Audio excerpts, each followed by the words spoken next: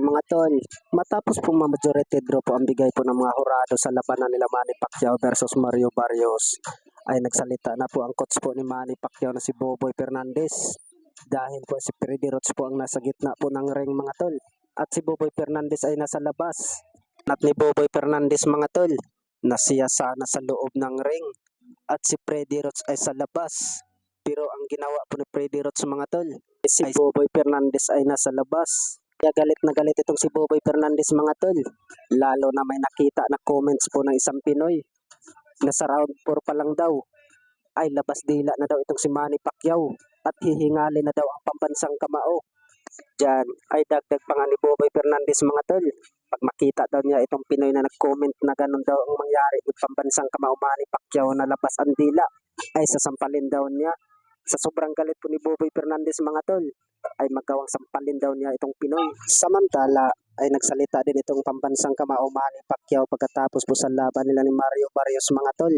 Ay nagpapasalamat po siya ng marami sa mga fans dahil po ay ngayon lang siya bumalik at nabakante po ng 4 na taon.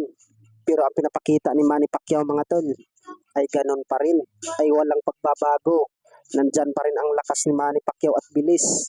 Marami nga nagsasabi mga tol na si Manny Pacquiao sana ang panalo sa laban ni Mario Barrios dahil po ay marami daw mga patama po ang mga suntok po ni Manny Pacquiao. Pati nga itong WBO Junior Welterweight World Champion na si Teofimo Lopez ay nagsalita po sa laban po nila Mario Barrios versus Manny Pacquiao.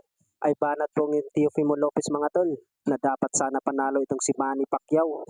Sa kabilang banda naman mga tol ay nagsalita din ang Tuwid Classes Undisputed the monster na Oya Inoue ng Japan. Pagkatapos po sa laban nila ni Manny Pacquiao ay banat po ni na Oya Inoue mga tol. Sa edad ng 46 years old itong si Manny Pacquiao ay may ibubuga pa daw itong si Manny Pacquiao dahil po napakabata pa daw po ng kalaban itong si Mario Barrios, pero talagang pinahirapan daw ni Manny Pacquiao. Dagpa po ni na Oya Inoue mga tol, kaya idol na idol daw niya itong si Manny Pacquiao. Dagpa po ni na Oya Inoue mga tol, pag siya daw mag-edad ng 46 years old, parang hindi na daw niya kakayanin. Napakiramdam daw niya mga tol, parang manghihina na daw siya. Hindi daw kagaya ni Manny Pacquiao sa edad ng 46 years old, ay napakabilis pa daw. Kabilang banda naman mga tol, ay sabay din po ang laban nila ni JC Bam Rodriguez versus Cafo ng Africa para po sa unification fight ng mga hawak po nila ng mga titulo. Ay panalo po itong si Rodriguez mga tol by round 10 technical knockout dahil po ay nagisan po na puting tuwalya po itong si Cafo at sumuko po ang corner po ni Cafo mga tol dahil po sa pagbugbog po ni Rodriguez. Bukod dyan, dahil po sa panalo po ni Bam Rodriguez mga tol, ay hawak na po niya ang WBO at WBC sa Super Flyweight Division.